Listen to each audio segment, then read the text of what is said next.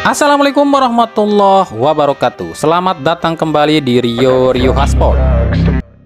Meskipun banyak masyarakat Indonesia meminta pada PSSI untuk memperpanjang kontrak Sintayong, tapi PSSI masih belum bergeming. Menurut Ketum PSSI Erick Thohir, PSSI masih berpegang pada komitmen kedua belah pihak, yakni Sintayong hanya mau diperpanjang kontrak usai nanti Piala Asia U23 atau April mendatang. Menurut Erick Thohir, evaluasi tetap ada dan dirinya nggak mau terlalu jauh dulu menentukan. Sintayong memang sudah memenuhi satu janjinya, yakni lolos 16 besar Piala Asia Senior. Tapi ada satu janji lagi, yakni Timnas U23 lolos 8 besar Piala Asia nanti. Dua waktu itu. Satu, target daripada tim nasional senior lolos U16, 16 besar maksud saya. Lalu juga untuk U23 lolos 16 besar. Jadi masih ada PR tambahan gitu. Kan sama-sama kita jaga profesionalisme. Kami ngerti sih apa yang dialami Erick Thohir. Secara personal mungkin Erick Thohir ini mau aja ya memperpanjang kontrak Sintayong. Tapi kan Eto ini nggak bisa apa-apa kalau Esko yang lain nggak setuju. Sementara kita tahu 70% Esko PSSI ini nggak suka sama Sintayong. Terutama termasuk ya tangan kanan Erick Thohir sendiri, yakni Arya Sinulinga. Apalagi kita tahu Esko PSSI ini sebagiannya mata duitan. Kalau ada oknum yang mengiming-imingi duit buat mau bilang stay out, ya pasti para Esko pun akan nurut. Inilah perbedaan susunan kepengurusan PSSI dengan susunan kepengurusan federasi-federasi lain di luar sana. Dimana kalau di luar sana anggota Esko-nya itu semuanya itu dipilih dari orang luar klub dan ditentukan oleh presiden federasi itu sendiri. Jadi intinya para Esko di federasi di luar itu semuanya di bawah perintah ketumnya atau presiden federasinya. Nggak seperti di Indonesia, Esko dipilih oleh voters, sementara voters isinya mafia semua. Ya percuma punya ketum kalau apa-apa minta izin sama Esko. Iya kalau Esko-nya bener, kalau enggak ya modar ketumnya. Nggak terperosok aja udah bagus tuh ketum. Ya kayak yang terbaru, Erick Thohir udah mengisyaratkan musim depan ini hak siar Timnas maupun Liga ini nggak lagi dikelola sama MTEK, ini SCTV dan Indosiar. Eto ini udah nunjuk Net Media dan MNC Media sebagai official broadcaster. Tapi rupanya Esko-nya justru nyelonong baik, dikasih duit. Ya nggak mau nolak lah dia. Akhirnya apa? Hak siar Timnas pun kembali dipegang oleh MTEK, ini SCTV dan Indosiar.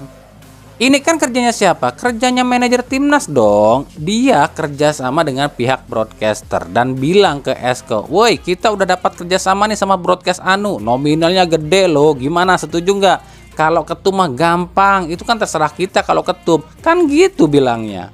Nah makanya kami bilang ya, nasib sepak bola kita ini tergantung hasil pemilu. Kenapa hasil pemilu? Sebab kalian tahu saat ini PSSI itu disegani oleh dunia lantaran ketumnya itu menteri alias tangan kanan Presiden RI. Bagaimana jika setelah pemilu Eto nggak lagi jadi menteri? Bisa apa Eto? Apa masih PSSI disegani oleh dunia? Sekarang aja Erick Thohir udah disalip mulu tuh sama Esko-nya. Padahal kita tahu yang bisa menyelamatkan sepak bola Indonesia adalah RI1 alias presiden. Tapi kalau nanti presidennya ganti, apakah sepak bola kita akan selamat atau hancur lagi? Yaitu sih tergantung masyarakat kita jeli apa enggak milih presiden. Maaf loh ya, kami bukan bicarain masalah politik loh ya. Kami cuma menganalisa keselamatan sepak bola Indonesia. Tanpa campur tangan pemerintah, sepak bola kita udah hancur, apalagi setelah tragedi Kanjuruhan. Apa jadinya jika presiden selanjutnya nggak peduli dengan sepak bola?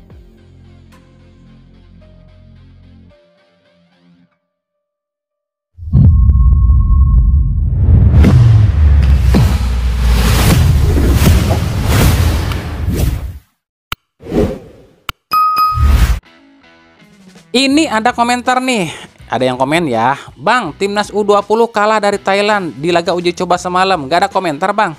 Apa yang mau dikomentarin? Apa mau kayak Toel gitu, dia ngeritik STY tapi giliran Indra Syafri nggak dikritik? Ya kita mah nggak usah ikut-ikutan orang stres kayak si Toel. Kita mah nih ya, mau kalah, mau menang, mau siapapun pelatihnya timnas ya tetap dukung. Ya emang sih, kalau yang pegang timnas U20 itu Sintayong semalam ya, dan kalah lagi dari Thailand, pasti udah rame tuh kuar-kuar para rokarpret.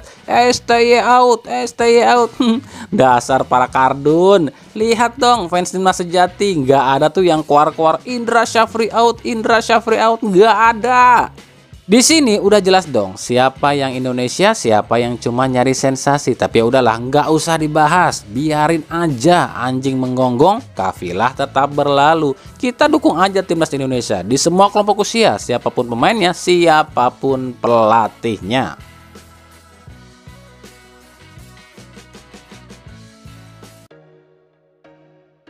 Kapten Timnas Indonesia Asnawi Mangko Alam kabarnya resmi merapat ke klub Liga Thailand, yakni klub Port FC. Hal ini diunggah klub Port FC di laman resmi Instagramnya.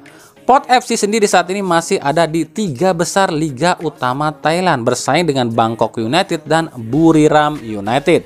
Asnawi sendiri dikontrak hingga akhir musim dengan opsi perpanjangan. Asnawi jadi orang kedua musim ini asal Indonesia yang main di Liga Thailand. Setelah sebelumnya ada Yanto Basna yang main di klub Prachuap FC.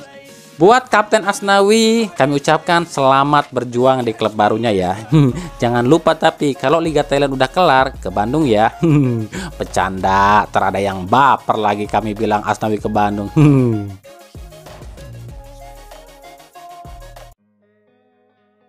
Kita beralih ke berita klub. 2 tim Liga 1 dipastikan akan bermarkas di Bandung di putaran 2 ini. 2 tim ini adalah 2 tim asal Tangerang, yakni Dewa United dan Persita Tangerang.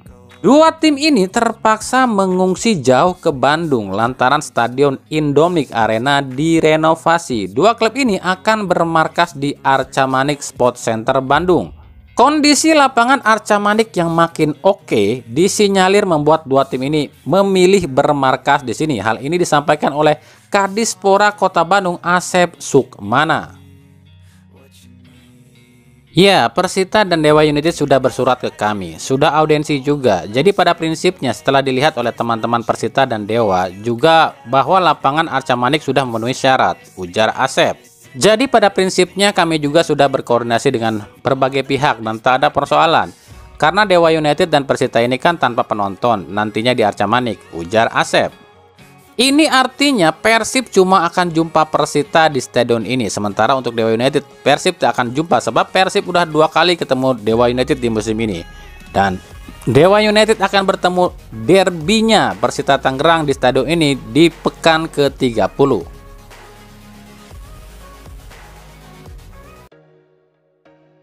Dari Persis Solo, meskipun striker utama Persis Solo Ramadan Sananta tak juga diturunkan di Piala Asia oleh Sintayong, tapi hingga saat ini tak ada tanda-tanda manajemen Persis Solo buka suara atau paling tidak lakukan protes pada Sintayong.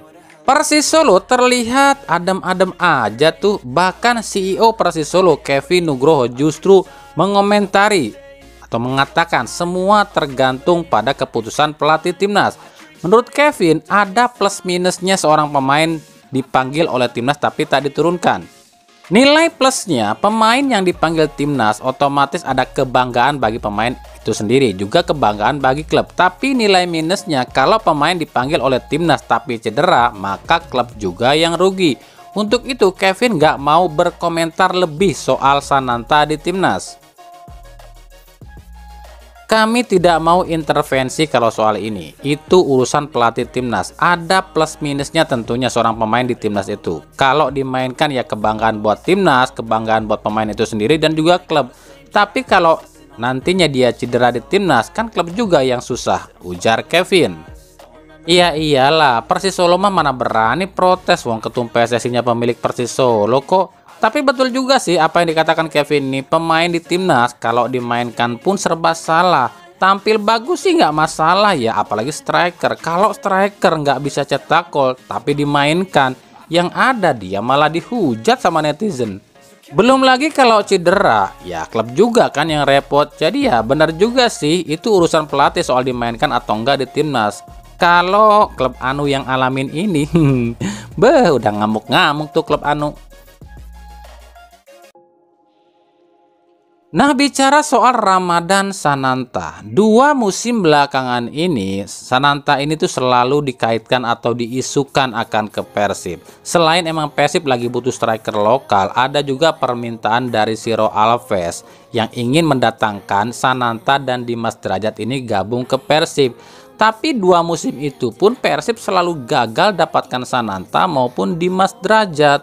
Kabar terbaru yang kami dapat, ini pihak manajemen Persib tengah merayu Erick Thohir selaku pemilik Persis Solo agar mau melepas Sananta ke Persib.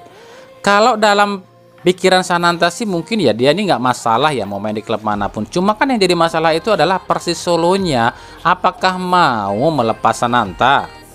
Banyak yang bilang Sananta ini lebih baik di Persis Solo, sebab di Persis Solo dia akan jadi pilihan utama. Sementara jika ke Persib otomatis akan jadi cadangan David da Silva. Nggak salah juga sih pendapat seperti itu. Tapi jangan lupa, Persis Solo saat ini bukan lagi dilatih oleh Leonardo Medina, tapi Milomir Cecilia. Dan kita belum tahu apakah Milo ini akan tetap memasang Sananta sebagai ujung tombak utama, atau justru Milo akan datangkan pemain asing berposisi striker. Ingat, ini musim depan lo ya. Ya kalau musim ini tetap Persis Solo akan mengandalkan nasib pada kemampuan Sananta di Persis Solo, sebab ya Persis Solo nggak punya striker lagi. Buat Sananta sebenarnya hitung-hitungannya kayak gini nih. Yang pertama, dia ini tetap di Persis Solo dengan harapan Milo ini tetap percaya dan akan terus menjadi penyerang atau striker utama. Tapi resikonya saat Milomir Cecilia berbelanja pemain dan ternyata yang didatangkan itu striker asing, apalagi 2 striker asing, ya otomatis Sananta pun akan tenggelam. Opsi yang kedua adalah pindah ke Persib dengan harapan akan jadi striker utama. Kok bisa jadi striker utama? Sebab musim depan Persib kemungkinan akan kehilangan David da Silva dan belum tahu siapa pengganti DDS. Seandainya DDS jadi hengkang ke Persebaya musim depan, otomatis lini depan Persib kosong dan bisa saja Sananta jadi pilihan utama sebelum datangnya pengganti DDS. Nah, gimana menurut kalian? Apakah Sananta ini harus tetap di Persis Solo ataukah pindah ke Persib? Tapi kalau pindah ke Persib otomatis gaji Sananta pun naik 2 kali lipat dibanding yang diterima dari Persis Solo.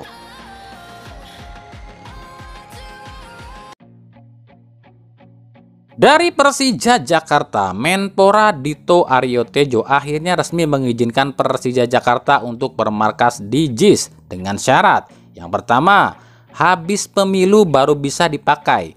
Yang kedua, kekurangan atau fasilitas yang kurang di JIS ini harus dibenahi oleh Persija. Yang ketiga, pembatasan jumlah penonton yang masuk ke JIS nggak boleh melebihi kapasitas. Ini tentunya angin segar bagi Persija sebab setelah nggak bisa memakai Stadion Patriot dan GBK yang akan direnovasi, praktis Persija cuma berharap pada JIS. Sementara itu, inilah 3 striker yang kabarnya resmi dikirimkan oleh Thomas Doll pada manajemen Persija untuk didatangkan musim depan. Kabar ini kami dapat dari sumber orang Persija yang kami temui.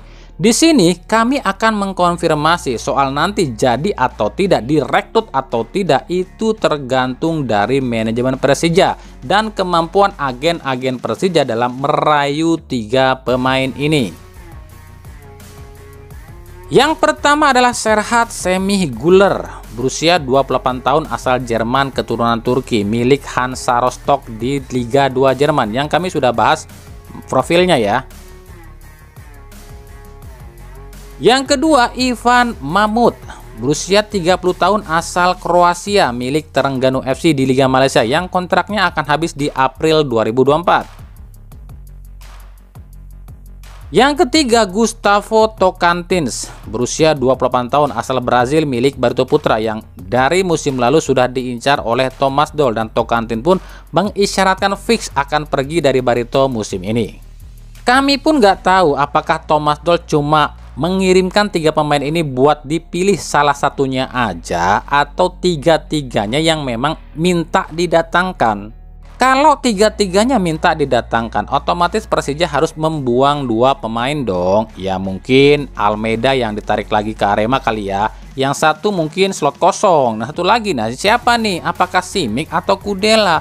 Kalau Rio sih aman kayaknya. Oliver Bias mah nggak masuk ya, sebab dia kan ASEAN. Dan kabarnya sih Oliver Bias ini akan digantikan oleh Daisuke Sato musim depan dari Persib sebagai pinjaman. Kalau jadi itu juga ya, ya kita lihat nanti aja musim depan.